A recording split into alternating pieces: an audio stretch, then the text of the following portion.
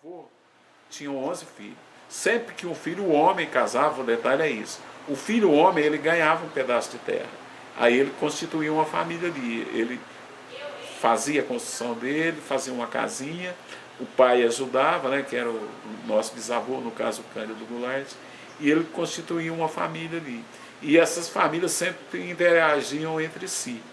Esse passeio à noite era tradicional, sempre alguém ia visitando. Até eu tenho uma recordação interessante, que quando a gente ia visitar o meu tio Berto, eles faziam um cafezinho, serviam naquelas canequinhas esmaltadas, e o detalhe era que o café era muito amargoso, que ele punha pouco açúcar no café. Naquela época, na verdade, nem era açúcar, era rapadura, e muito quente. E a gente, criança, ficava com vergonha de recusar, queimava o dedinho segurando a caneca e bebendo aquele café amargo.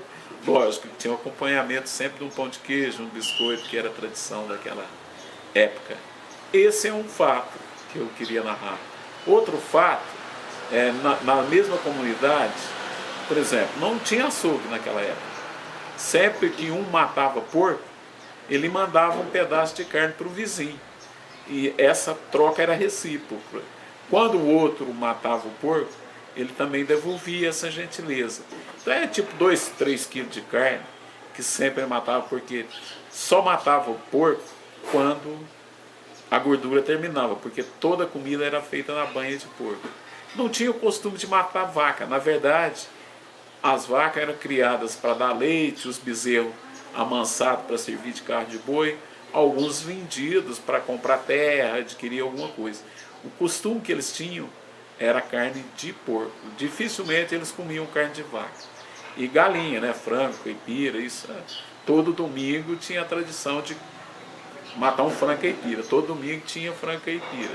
E durante a semana o alimento, comiam muita abóbora, tinha verdura orgânica, tudo cultivado ali na horta. Toda casa tinha sua horta orgânica, né? Naquela época ninguém imaginava que tinha adubo químico.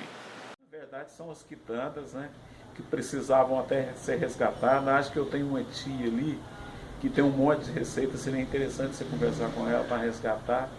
E a comida típica rural, eu até resgatei alguns pratos ali no bar. A carne de lata, de onde surgiu a carne de lata? A carne de lata surgiu porque não tinha geladeira. Aí, quando matavam o porco na roça, o que ela fazia? Fritava a maior parte da carne num tacho grandão de ferro e guardava nas latas, que eram aquelas latas que vinha com querosene, que fazia a iluminação da casa, e cobria de gordura. A gordura eles iam usando para fazer a comida.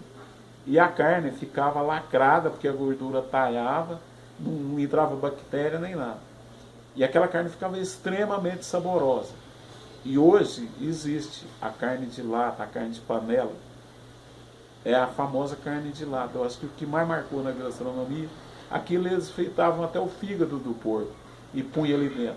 Eu não gostava. Quando dava no figuinho, aquilo amargava, porque ele ficava mais amargando. O melhor daquela história era a pele, porque tiravam parte da pele para torrar, pururucar ela. E algumas eles cozinhavam no meio da lata e guardavam na gordura. E a pele é a que ficava mais saborosa. Então eu tentei e resgatei alguma coisa daquilo ali para o bar. Então os pratos típicos mineiros e essa gastronomia rural ainda tem muita coisa a ser resgatada. A abóbora madura era um dos carros-chefe. A mandioca era consumida de vários jeitos. Ela é consumida frita, cozida, ensopada, é o famoso quibe, né? Que eu também resgatei num prato ali do bar. É o que? Corta o pedaço pequenininho da mandioca e cozinha ela ensopada.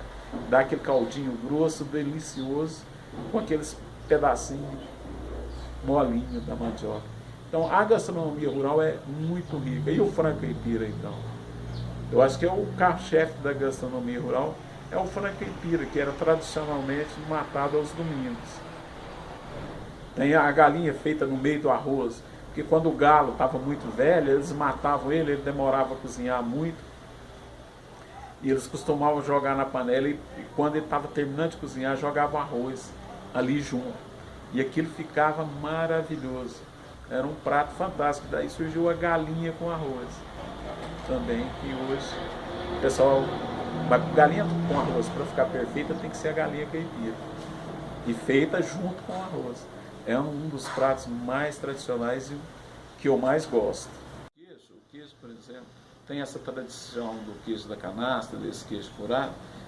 Todas as nossas famílias aqui tiravam leite, todo mundo tirava leite e fazia o queijo também, porque em princípio não tinha como vender. Aí tinha o queijo, comiam muito também, o queijo fresco, o queijo curado, aí ralava o queijo para fazer o famoso pão de queijo, né? Esse pão de queijo era feito naquele forno antigo de varrer, né? Eles faziam uma vassoura de alecrim para varrer as brasas do fogo, do forno, né? Aquele forno de barro, feito em formato de um cupim, que tinha uma boca assim, e punha as latas lá dentro. E o termômetro, interessante, o termômetro para checar a temperatura do forno era feito de folha de bananeira. A minha avó, por exemplo, ela sabia exatamente. Ela pegava uma folha de bananeira verde e punha lá dentro. Se a folha pegasse fogo, o grau estava muito alto, ela tinha que esperar um pouco. Se a folha amarelasse, ela sabia o ponto exato da folha. Ela não podia secar muito, nem ficar muito verde. Aí estava na temperatura certa que ela colocava as quitandas ali dentro. E o pão de queijo era assado assim. Outro fato interessante é que toda sexta-feira era feita a quitanda que serviam para a semana inteira. O café da manhã era feito à base de pão de queijo, biscoito, broa. Bolo, não tinha muita tradição de fazer bolo. O bolo era feito no fogo do fogão, a lenha, uma panela de ferro com uma tampa de brasa por cima. Esse bolo era feito para comer na hora, mas guardado, o café da manhã, ele era preparado toda sexta-feira, ou sábado. Sexta ou sábado, acendia o forno grande de varrer. Meu avô, por exemplo, ele tecia os balai, as cestas de bambu. A minha avó tinha os panos branquinhos de forrar a cesta. Ela enchia aquela cesta de quitanda, e essa quitanda era servida durante a semana inteira. Outro detalhe interessante, se hoje você fizer isso, a quitanda seca. O detalhe é que a quitanda ficava macia, além dela ficar envolvida nesse pano e guardada numa despensa própria para isso, ela era feita com a banha de porco, que não deixa a quitanda ressecar tanto se ela for feita de óleo hoje. Então toda semana era feito. A gastronomia girava em torno disso. A padaria deles era em casa. Aí tinha pão de queijo, tinha biscoito feito à base de sal e de doce. Eles faziam umas rosquinhas com uma banha de porco mais amanteigada, vamos dizer assim, também era guardada. É raro porque isso, acho que essa receita foi até perdida. Ninguém consegue fazer mais aquele tipo de quitanda que faziam antigamente. E outro costume que tinha era a festa junina, né? Não era encarado como festa junina. Por exemplo, eles comemoravam São João, Santo Antônio e São Pedro, os 3 santos do mês de junho. Então faziam uma fogueira, sempre as comunidades juntavam em uma casa em cada dia. Alguém comemorava o Santo Antônio, então a comunidade inteira ia lá. O que tinha? Era chá, café e quitanda feita na roça, biscoito, pão de queijo, broa, bolo, e o milho era trocado em fubá. Tinha uns moinhos de pedra. Detalhe interessante é esse: o polvilho era feito em cada fazenda. Cada fazenda tinha um monjolo que socava o café, limpava o arroz, tudo socado no monjolo e banado na peneira. E o detalhe interessante é que o milho tinha um moinho de pedra, que aqui perto da cidade, ali, onde era a chácara de João Paulo, era até o moinho da Bilana, que chamava. Não sei se você já ouviu falar. Então todo mundo levava o milho e ela devolvia percentagem desse milho em fubá, que era o que a comunidade usava. Aí usava para fazer bolo, broa, vários tipos de quitanda.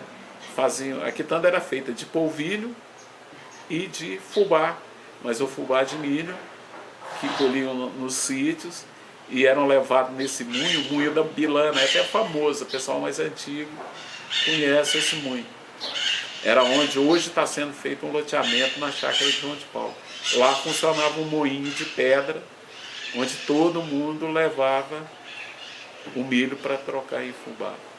A transformação da cidade, ela começou com um fato simples, e a gente tinha até que resgatar ele, é que ninguém tinha coragem de construir na cidade, porque corria uma lenda que o resto da cidade ainda ia inundar.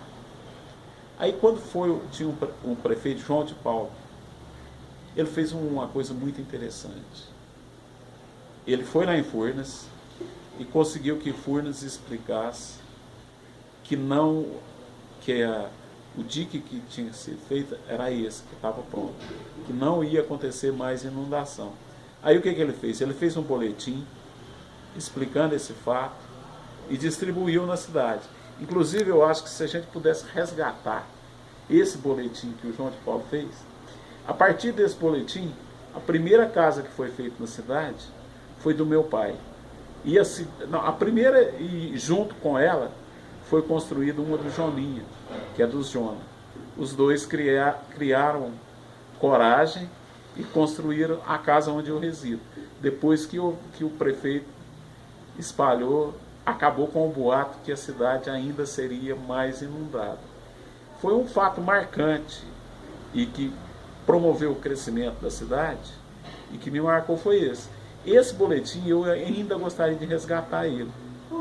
Um papelzinho simples, como aquelas propagandinhas da casa, feito numa gráfica bem fundo de quintal, uma coisa bem rústica. Mas isso alavancou o progresso da cidade. Acho que ela é o que é hoje por esse pequeno fato que aconteceu aqui. Poucas pessoas sabem disso, mas isso foi marcante. E para o crescimento da cidade foi essencial. É sobre a matança dos ciganos, né, acontecida em Capitólio. Eu tinha uma tia, né, a tia Guinelina, ela é mãe da Lia do Berto. Ela, de criança, ela ouviu quando tramavam o assassinato. Não, na verdade foi uma força policial que veio, né, policial em termos, eram os fazendeiros que reuniram e vieram fazer uma tocaia nos ciganos que estavam roubando cavalo nas fazendas por aí. E eles estavam acampados ali onde é o grupo Coronel Lourenço Belo, hoje.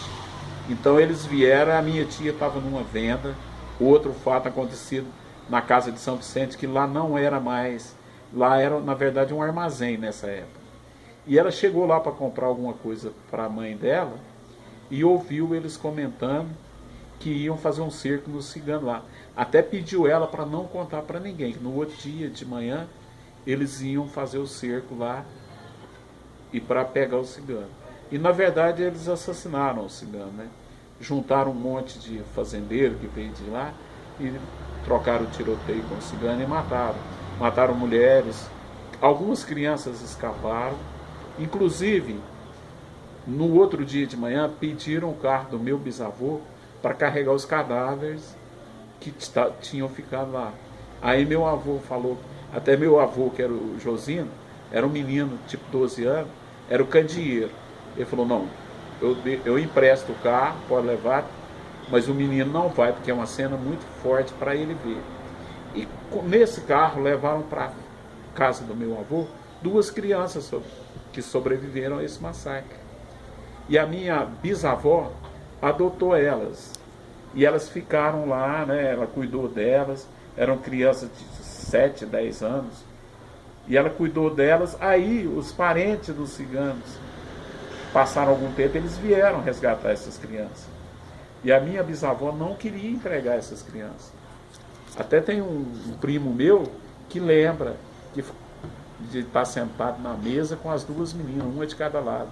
A minha bisavó deu roupa para elas. Aí o Coronel Lourenço Belo e mais um delegado pressionou minha avó para entregar essas crianças para os parentes, para os ciganos. E eles pegaram, levaram essa cigana e nunca mais ninguém ouviu falar. Tinha sobrado essas duas crianças do massacre. E elas foram... Corre uma lenda que ficou uma menina aqui.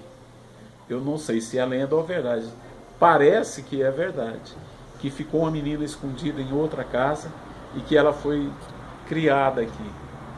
E depois até tem família dela aqui. Um filho dela não gosta que fala que ela era cigana.